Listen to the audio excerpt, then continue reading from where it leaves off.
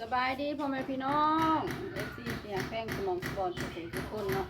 ยินดีต้อนรับทุกท่านเข้าสู่ช่องสโบซ่าแนวมื้อนี้ก็สิลงวัดพี่น้องลงไป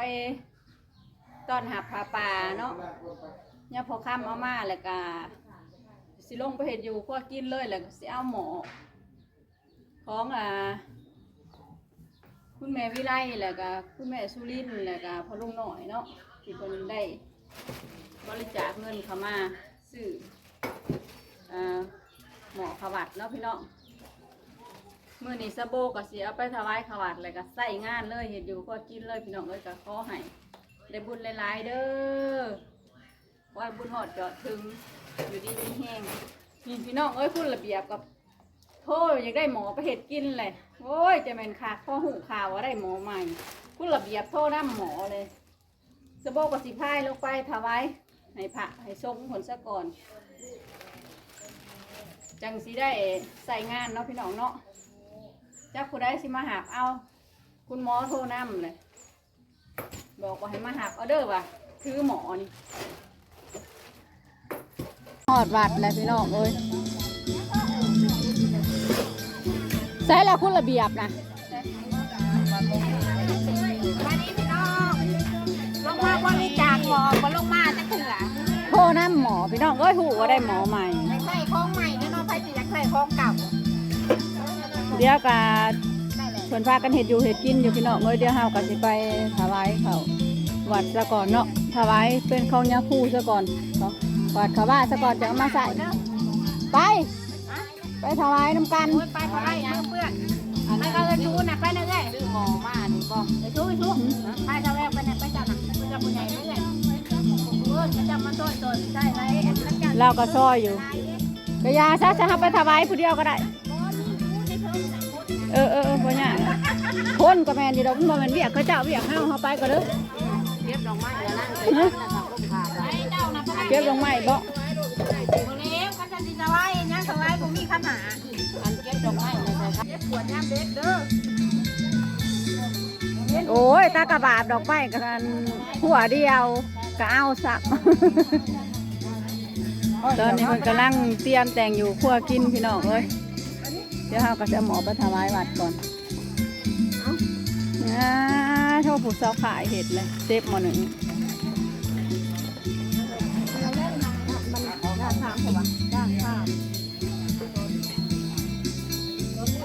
ทางผู้เห็ดอยู่เห็ดกิน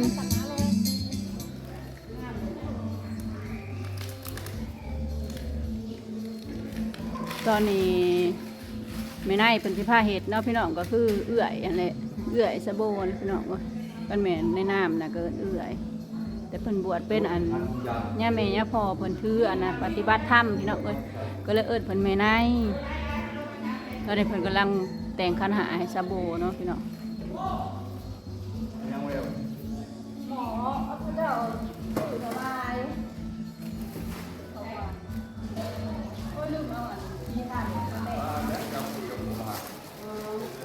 เฮ้ยย่าบอกคนว่าทีแรกเขาจะมาถอยดิ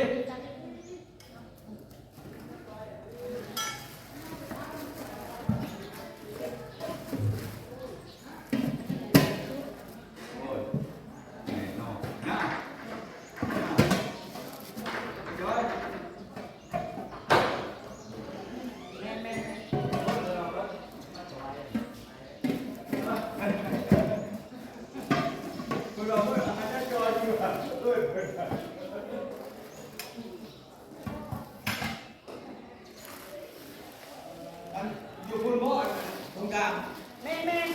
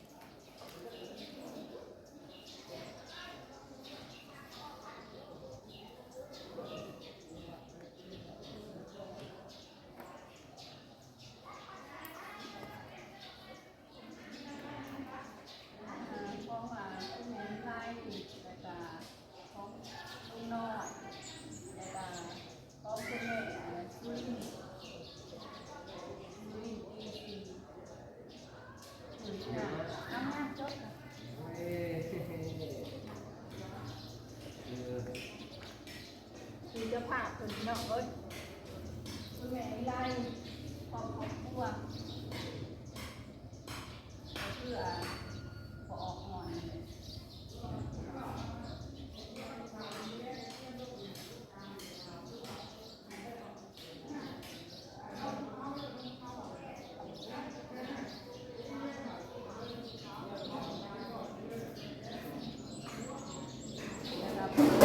ขอน้อยความครอบครัวคุณแม่วิดีความครอบครัว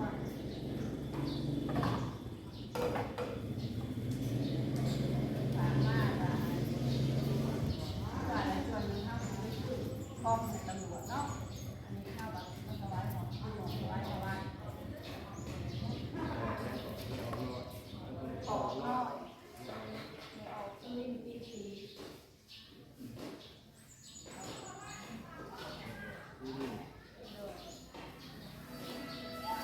ตีซีเหรอ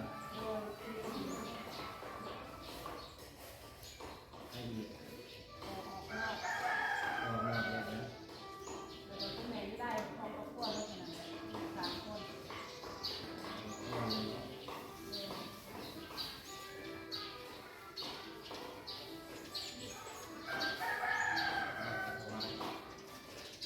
ว่าเลยรู้ว่าเลยเลยอยู่ไปโทรหา พวงพวงเอามาเลยแม่ แม่มาได้ว่านะไปผมพาถูกที่หนึ่งไปโอ้โหร้านไหนก็ได้ ญาติประกาศว่าท่านได้เอา พ่อพ่อ แต่ได้รับข่าวมาเลยนะเราสบาย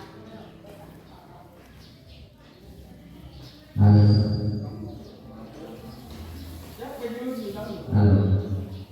ที่พ่อพ่อเขาบอก alo, đơn sở, đơn sở sản si, alo, nghệ khỏe, chào, đơn sở, alo.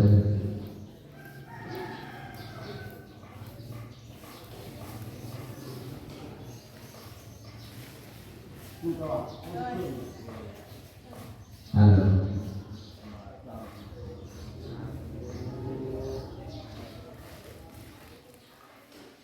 มึงว่าก่อนก่อนเรื่องฟังแม่เออใจชอบอยู่กับเตี้ยกับเตี้ยอยู่กับหมอน ngoài riêng, alo sở, alo sở, alo sở, sản si, บอกคุณรู้กัน จะไม่ให้จะจ่อยตรงไหน alo, ปฏิบัตินี้แกจะว่างไว้ที่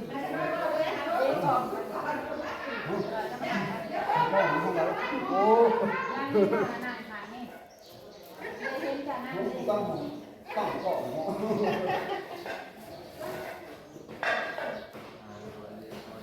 คือปฏิรัตนใจ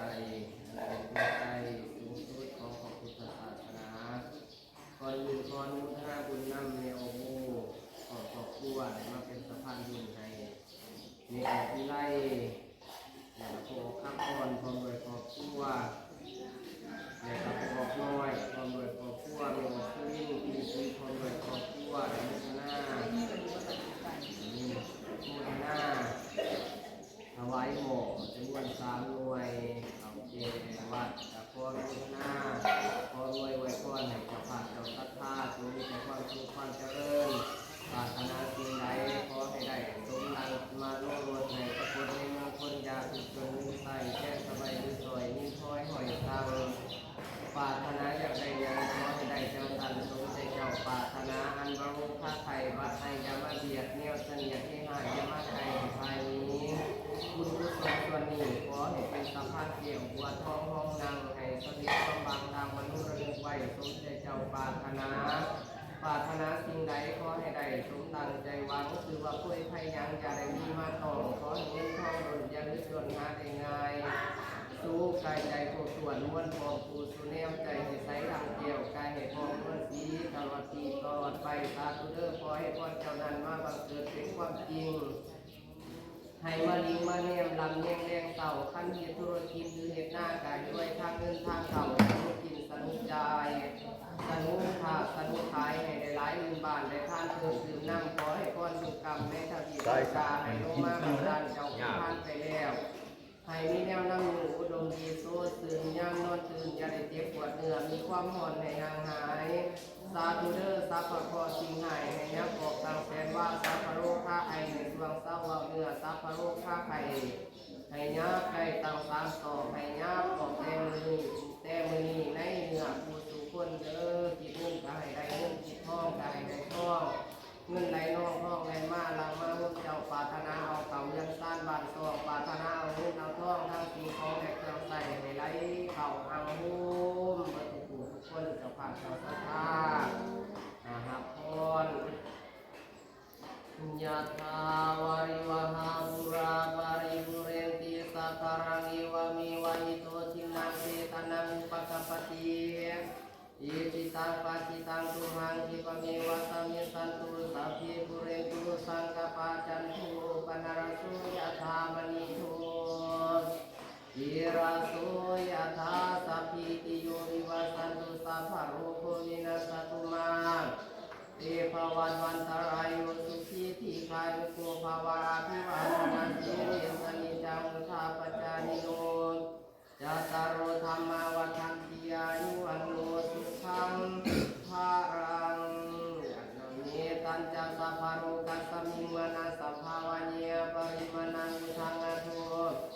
จาติริยัญจาสัมปทานาวิราสัมปตาปิทัญจารังนิสิโนวัสสัญญานุวายาวัตตาวิภาตานิโทเอตัสสิงาทิชัยญา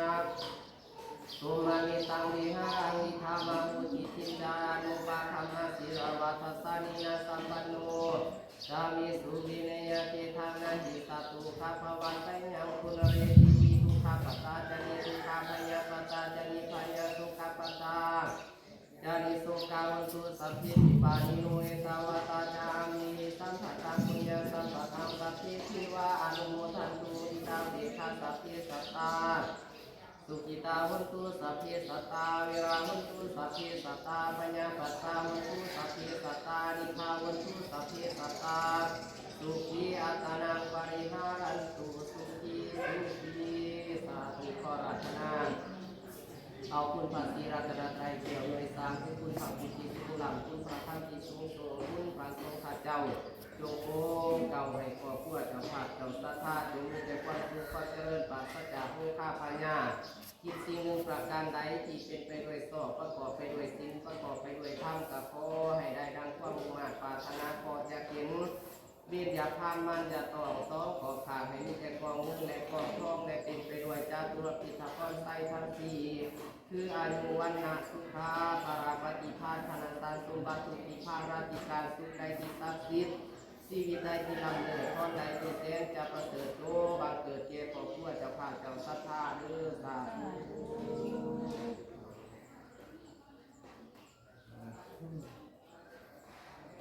ว่าจอยพี่น้องเอ้ยบ้านนาของไผ่วันนี้ราคาแล้วพี่น้องสุดยอด ง่ายก็รุ่งทุกง่าย ไม่ บุญสุดยอด เมื่อไรบอกลายกัน เอาขอตัวญาติโยมเบอร์ทุกท่านทุกคน อย่าไปใส่ได้บาทนี้พี่น้อง สวัสดีสว่างของเฮาเด็กวัดไก่สิบดินแก่เที่ยประสบการณ์ทุก เด้อหมอแล้วเลยเด้อใส่งานได้ ขออนุญาตนำพระเดชพระคุณพระอาจารย์จอยเจ้าอธิการวัด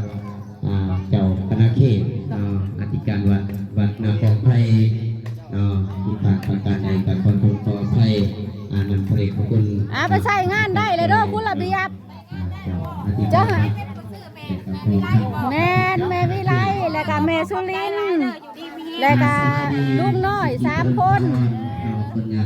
เจ้าเอาสีเหล็บมาแต้มไว้เด้อหักษาหมอเด้อเจ้า ตัวเองไปกินกันไปหาซาหมอบอกว่ายากซาโบมันได้กินกุญแจแล้วคนซื้อกุญแจมาใส่เองแล้วใส่แน่สั แน่แล้วไม่อยากได้ทุกคนลองมาดูทุกคน โดย กุญแจมาแล้ว โดย มีกุญมีกุญแจหลอกผักแหน่เนาะ จุดรองงานพระเดชพระคุณ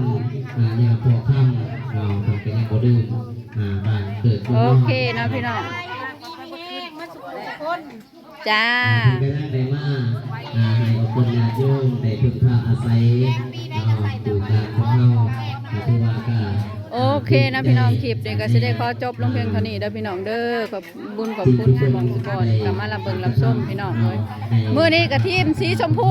หุ่งอยู่ สาธุเพื่อโมทนา พี่น้องเอ้ย